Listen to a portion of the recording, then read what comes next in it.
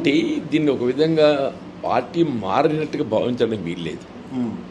నువ్వు ఏదైనా ఒక అధికారిక హోదా కలిగి ఉండి రాజ్యాంగ నిబంధనలను ఉల్లంఘించినప్పుడు మాత్రమే అది పార్టీ ఫిర్యాదు కిందికి చర్చించడం జరుగుతుంది. ఇక్కడ ఏమైపోయింది, నా సుదీర్ఘ రాజకీయ అనుభవం కాంగ్రెస్ పార్టీతో అనుబంధం కలిగి ఉన్నప్పటికీ కూడా వాస్తవంగా రాజ్యాంగబద్ధంగా ఏ హోదా కలిగి లేకున్నప్పటికీ గతంలో నేను పార్టీకి అందించిన సేవలను పరిగణలోకి తీసుకొని నాకు పార్టీలో కల్పించాల్సినట్టుగా గౌరవప్రదమైన గుర్తింపు, నాతో పాటుగా ఈ ప్రాంతంలో జగిత్యాల నియోజకవర్గ అభివృద్ధి కొరకు ఏదైతే ఉందో పార్టీ బలోపేతం కొరకు కృషి చేసినట్టుగా కార్యకర్తలు ఉంటారు,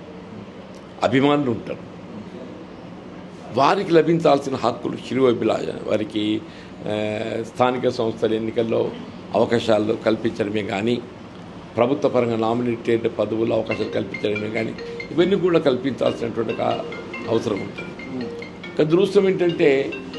కాంగ్రెస్ పార్టీకి అనుబంధంగా ఉన్నటువంటి ఒక కార్యకర్తలు కాదని, నాయకత్వాన్ని కాదని, పార్టీకి సంబంధం లేని కనీసం పార్టీలో సభ్యత్వం కూడా లేనటువంటి వారికి అవకాశాలు కల్పించడం పట్ల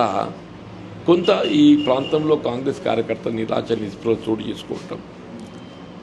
ఒక విధమైన అసంతృప్తి చోటు చేసుకోవటం, మానసికంగా ఏదైతే ఉందో కొంత ఆందోళన గురి కావటం